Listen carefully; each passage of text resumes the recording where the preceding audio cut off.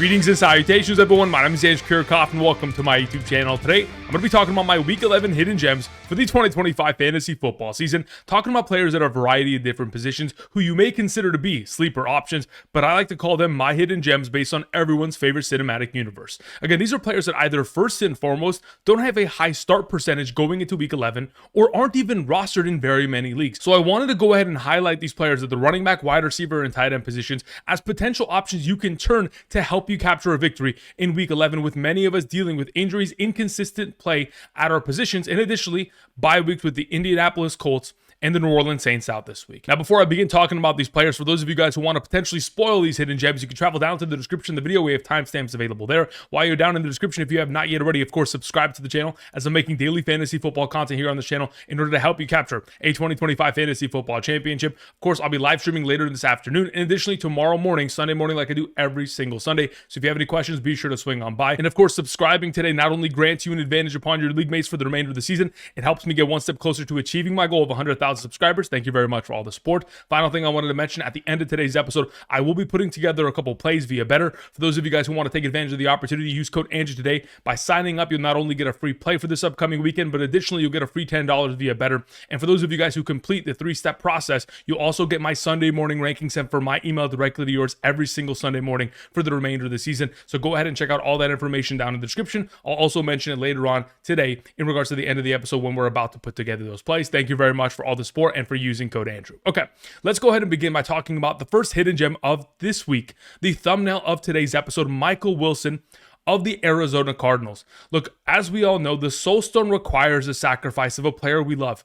And unfortunately, this most recent week, Marvin Harrison Jr. has been designated out. And because of this, there is so much opportunity within this offense for Michael Wilson as now the #1 receiving option outside of Trey McBride to find success in a potential negative game script. Besides the fact that they're taking on the 49ers, you have an immense volume of opportunity that is now going to be available to Michael Wilson to potentially find fantasy success. I mean, we're talking about Marvin Harrison Jr., who is coming off of back-to-back games of 10 or more targets, which is the first time in his entire career in which he has been able to accomplish just that alone. So the absence of Harrison creates target opportunity. In order to score more points in fantasy football, you need more opportunity. So in the case of Michael Wilson, who now has a vacated 22 targets available just from the last 2 games alone, with the absence of Marvin Harrison Jr. and Zay Jones out for the remainder of the season with a torn Achilles, we have an opportunity to have a top 36 potential wide receiver on our hands here, especially considering in the last 4 games in which he has played with Jacoby Brissett as the starting quarterback of the Cardinals, he's averaging 5.0 targets per game,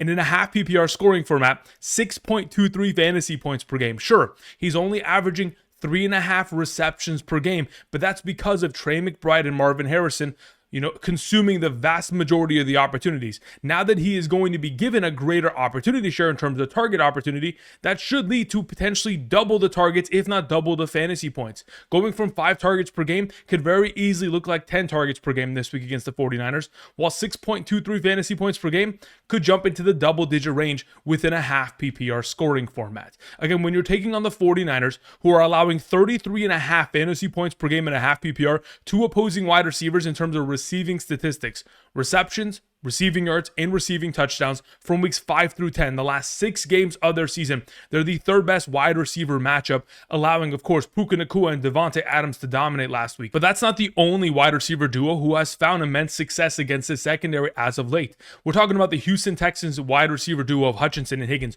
both scoring a touchdown.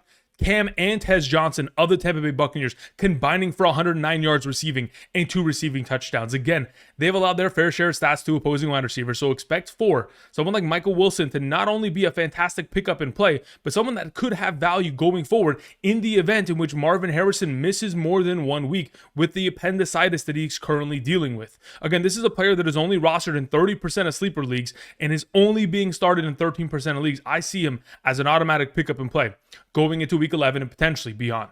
Moving on to the next player I wanted to mention is Pat FREIERMUTH as this week's reality stone. We all know that the reality of the situation is that the Pittsburgh Steelers are taking on the Cincinnati Bengals, and that is by far and away the #1 tight end matchup at the position.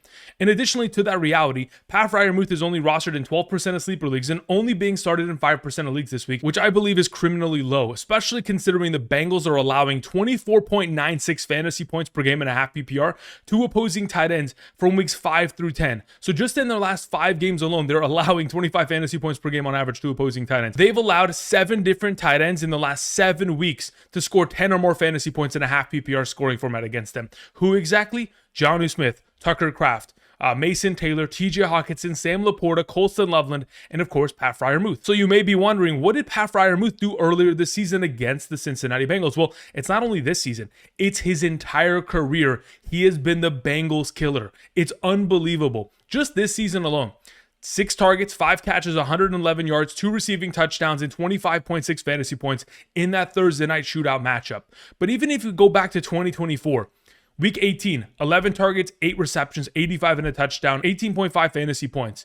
Go back to Week 13 of the 2024 season, 7 targets, 6 catches, 68 and a touchdown, 15.8 fantasy points. You go back to 2023, he had a game of 120 receiving yards against the Bengals. The Bengals have not only been the worst defense against the tight end position this season, but they were also the worst defense against the tight end position in 2024. And that's only going to continue with Pat FREIERMUTH gaining momentum within this offense.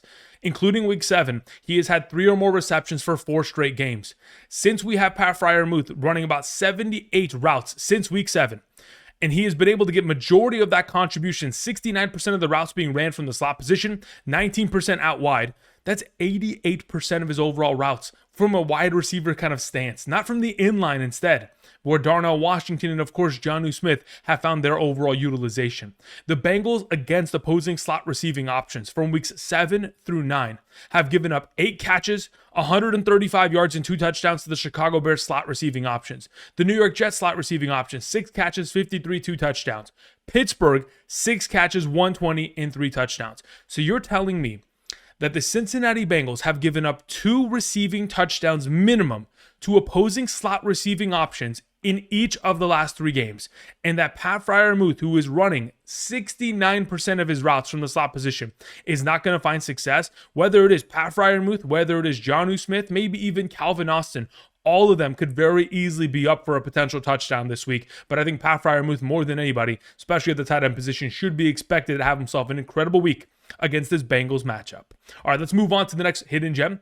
We have this week's Power Stone. For those of you who are looking for a power back that you may be able to pick up and start, or potentially is still in your lineup, look no further than KAREEM Hunt to deliver a huge performance this week, as he's currently only rostered in 63% of sleeper leagues, but only being started in 13% of leagues. I think that's absolutely far too low, especially considering we're getting another consecutive week here in which Isaiah Pacheco is already designated out. In the last 2 games that KAREEM Hunt has played for the Kansas City Chiefs, we're talking about 16.7 and 12.0 fantasy points, getting himself over 10 touches in both of those games, and of course finding himself in the end zone, which has been over the course of the last couple seasons a tandem for KAREEM Hunt. You give him ample opportunity, he's going to eventually find himself in the end zone. Specifically this season, in the 4 games in which he has had 10 or more touches, he has scored 10 or more fantasy points in 3 of those 4 games. Of course, those 3 games where he has surpassed 10 plus fantasy points has scored a touchdown every single time out minimum. But over the course of this season and 2024, as long as he's been a member of the Chiefs as of late, we have seen 15 games in which he's had 10 or more touches. 11 of those 15 games consisting of 10 or more fantasy points. Why? Because he's finding the end zone. That's a 73% rate in which he is getting double-digit fantasy points as a member of this offense when given double-digit touches. Now, if we go back to last season, week 10 against the Denver Broncos, who he will be taking on this week, he also had Pacheco absent in that contest. In that game, he had 21 total touches, 14 rushing attempts, 10 targets, 7 receptions, and surpassed 13.5 fantasy points and a half PPR. I'm anticipating, yes, a difficult matchup on hand, considering the Broncos are only allowing 10.6 fantasy points per game via rushing statistics to opposing running backs on average since week 5, but ultimately that's enough points if he's able to get himself the goal line utilization that he's typically exposed to and a couple receptions here and there. I think there's a certain possibility in which, of course, KAREEM Hunt could once again for another consecutive week be a top 24 4 contributing running back, as we have recently seen running backs like Ashton Genty, 60 yards on the ground, 1 rushing touchdown. Javonte Williams, 41 and 2 rushing touchdowns. And Scadaboo plus Tracy combined for 106 and a touchdown on the ground. There's a lot of potential here for Kareem Hunt once again here in week 11. The next player I wanted to mention is Tyler Lockett. In comparison to these other players, he's currently only rostered in 13% of leagues, being started in 4% of leagues, which I thought was relatively high. But nonetheless, taking on this upcoming week's matchup against the Dallas Cowboys leads us to the potential which Tyler Lockett and Geno Smith could both ball out for fantasy purposes. Look, in this most recent week, in the first game in which you got a solid complement of overall offensive snaps, I understand that it was a tough matchup taking on the Denver Broncos, but yet he still had 6 targets, which was a 23% target share. He had 5 receptions, 44 yards, and when we're talking about his overall contribution, 6.9 fantasy points in a half PPR scoring format. Now, of course, he functioned majority out of the slot position, about 64.3% of his routes being run from the slot, which led to 4 targets, 4 catches, and 38 yards from the slot receiving position, which going into this week, I would anticipate him to continue to develop on, taking on the Dallas Cowboys. In Lockett's final season with the Seattle Seahawks, with Geno Smith as his starting quarterback, which of course they have an already built rapport, from weeks 1 through 7 in Seattle, there were 6 games to begin the season in which Tyler Lockett had 6 or more targets. Throughout that span of time, in those games where he was given ample opportunity, 6 or more targets, was getting 9.48 fantasy points per game on average. In all 6 of those games, was able to accomplish 4 receptions minimum. Again, with the already pre-built rapport with Geno Smith and him claiming priority within this offense with a greater overall snap share and far more target opportunity than we anticipated, it's only going to grow in his direction outside of Brock Bowers, who is clear and away the number 1 receiving option of this offense regardless of matchup. But like I mentioned before, the Dallas Cowboys are a fantastic matchup. They're allowing 27.56 fantasy points per game. That's the 10th most to opposing wide receivers since week 5. Marvin Harrison, 96 and a touchdown. Franklin, 89 and 2 touchdowns. McMillan, 29 and 2 touchdowns. Wilson, of course, 71 and a touchdown. That's Garrett Wilson to be exact. Again, this game is expected to be one of the highest scoring of the week. 50.5 total. That's the only game this week in which it has a 50-plus point total implicated shootout. So I am anticipating for, of course, a lot of the receiving options of this Raiders offense to find success, specifically in the form of Tyler Lockett. The next player I wanted to mention is Christian Watson. I've talked about him a couple times over the course of the last couple weeks. Whether it is waiver wire, whether it is starter sits, doesn't really matter. Christian Watson, it's only a matter of time as this week's time zone in which he finds fantasy relevancy. Because yes, he's only being rostered in 37% of leagues, but he has himself a 13% start percentage. And I think for those of us who are potentially bold enough to start him this week, there is a lot of upside that is available taking on the New York Giants. Specifically because, of course, the New York Giants, even though they are only allowing 25.88 fantasy points per game to opposing wide receivers, there aren't very many wide receivers in this offense that are competing for touches. Outside of Romeo Doubs, I'm not really worried about guys like Wicks and or Golden in comparison to Christian Watson, who is maintained as the number 2 receiving option of this offense now that, of course, Tucker Kraft has gone down. So if we're going to be in a position in which, of course, we will expose this Giant secondary, which we have seen Andrew Phillips given up the 3rd most receptions and the 11th most receiving yards amongst all cornerbacks this season in 10 games. And Paulson Adebo, their number 2 cornerback, who has only played 7 games this season, who returned to practice earlier this week in 3 less games, is the number 10 cornerback in terms of receptions allowed and number 19 in terms of receiving yards per allowed. Again, there is so much opportunity here. We have seen many of wide receivers find success, whether it is Cortland Sutton, 87 yards, Devontae Smith, 84 yards, Juwan Jennings, 41 and a touchdown, Rome Odunze, 86 and a touchdown. We have seen many of wide receivers find success, but a lot of which have found success deep down the field, which I'm specifically referencing to 15 or more yards down the field, which Odunze last week had 4 receptions of 15 or more yards. Luther Burden, 2 receptions of 15 or more yards. Jahan Dotson a couple weeks back, a 40-yard receiving touchdown against the secondary. Sutton and Mims combined for 5 receptions of 15 or more yards. There is so much potential for Christian Watson, who majority of his receptions this season are for 15 or more yards, to be able to get enough opportunity. Now, I understand that the Packers offense looks like they're at times afraid to push the ball down the field, but since the return of Christian Watson, they've changed their mind.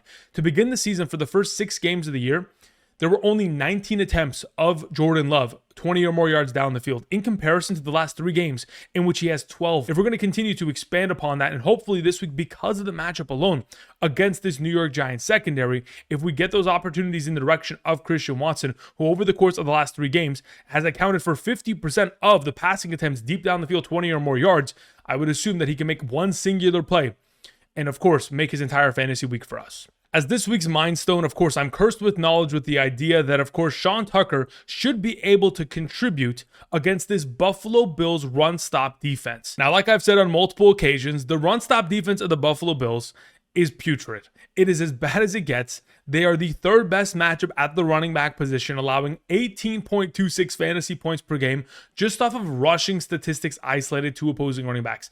They have since week 5 allowed 5.13 yards per carry on average to opposing running backs, in which we have recently seen Devon Achane run for 174 yards and 2 touchdowns against them.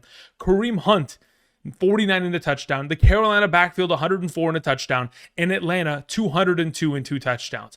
I would anticipate for, of course, this Buccaneers offense to lean upon the running game, as this is where the Buffalo Bills outright struggle. And considering we are going to be witnessing another week in which Bucky Irving is not available, there is a lot of opportunity for Sean Tucker to step up, considering the struggles of recently Rachaad White, who from weeks 6 through 10 has been only averaging 3.52 yards per carry on average, 50 attempts that has led to 176 yards and 1 rushing touchdown, in comparison to, of course, Tucker, who over the course of the last 2 games has gotten himself a lot of opportunity, 12 and 9 rushing attempts, which again is the elevation of him going from 10% of the snaps in week 7 to 34 and 32% in just the last 2 games, while over the course of the last 4 weeks of the season has gotten himself 28 carries for 124 yards, 2 rushing touchdowns, and a 4.43 yard per carry average. And in this most recent week against one of the best run-stopping defenses in the league, was able to gash them over the course of that entire game.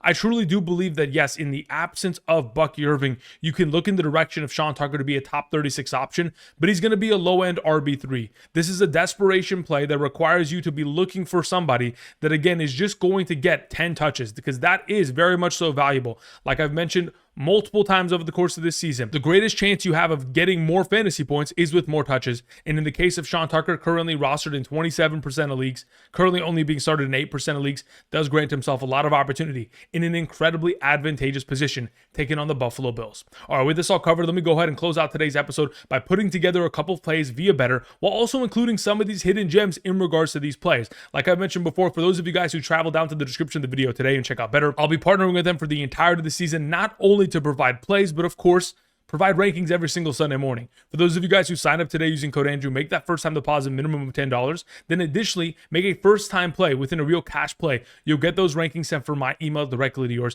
They're all encompassing rankings in regards to my quarterback, running back, wide receiver, tight end, kicker, defense, and flex positions for both half and full PPR to help you set your lineups and, of course, win a championship. So take advantage of the opportunity by using code Andrew today. Of course, you'll not only get a free play, but you'll also get a free $10 via Betr. So check out the map to the right side of the screen to determine your eligibility based on your current location. Thank you very much. With this all covered, let's go ahead and let's put together some plays in regards to this upcoming weekend slate of games. All right, so to begin, I want to go ahead and let's talk about a couple of the hidden gems players. First and foremost, I want to talk about the potential of Pat FREIERMUTH. Currently sitting at 26.5 receiving yards is an absolute free play in my opinion, based on the success that he has found as of late. Not only has he surpassed this number in 3 of the last 4 games, but like I mentioned for about 5 minutes in which I was talking about Pat FREIERMUTH, for all those reasons, he is an incredible play. The number 1 matchup at the position that has allowed over 111 yards to him in this most recent game in week 7, but not only that, 10 plus fantasy points to 7 wide receivers in the last 7 games. They have been by far and away the number 1 tight end matchup, not only in 2025, but also in 2024.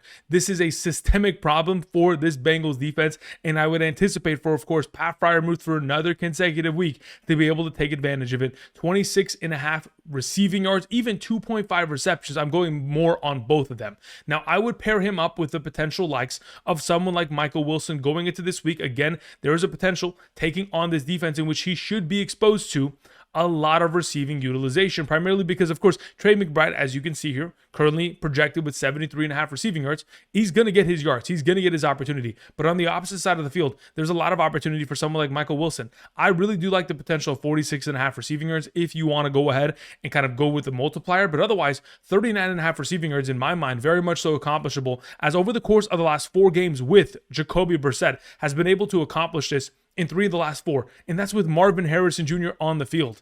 Again, that's while he was averaging 5 targets per game. Imagine we double up the target opportunity. He goes to 10 targets per game. Can he get to 46.5? Could he get to 59.5? Can he get to 80 receiving yards? There is a possibility there, but again, as of right now, I like the idea of 46.5 receiving yards, pairing that up with the 26.5 that Pat FREIERMUTH is currently set with, which is a ridiculously low number. But those are the 2 players in which I really do like their overall plays, and I'm going to call that the hidden gem play of the week. Now, if we want to go ahead and potentially make some other plays, I like other players that I've included via my thumbnails earlier this week. Again, I'm talking about Jalen Waddle in the Madrid game taking on the Washington Commanders secondary. Specifically, I really do like Waddle going more than 69.5 receiving yards, as he has totaled 84, 82, 99, 95, and 110 receiving yards in 5 of the last 6 games. The only game in which he was not able to total anywhere close to that number, the 15-yard game, was, of course, that weather game, heavy rain in Cleveland. Therefore, if we're going to be in a position in which, of course, you're taking on the Commanders, the number 2 wide receiver matchup since week 5, who have given up 119 yards to Jameson Williams, 129 to JSN, 93 to Rice, 110 to Lamb, 82 to Pickens. I mean, at this point, 78.5 actually sounds better. Even though I currently on my page here have written down 69.5, 78.5 seems pretty good.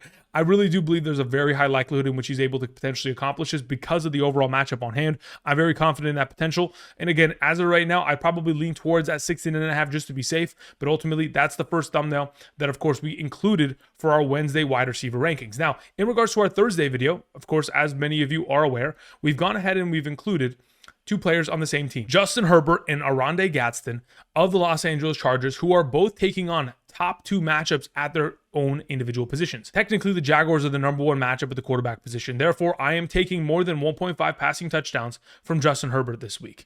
Again, he has accomplished this in 4 of the last 5 games, and recently we have seen Davis Mills score 3 touchdowns against his defense, Geno Smith 4 passing touchdowns, Matthew Stafford 5 passing touchdowns.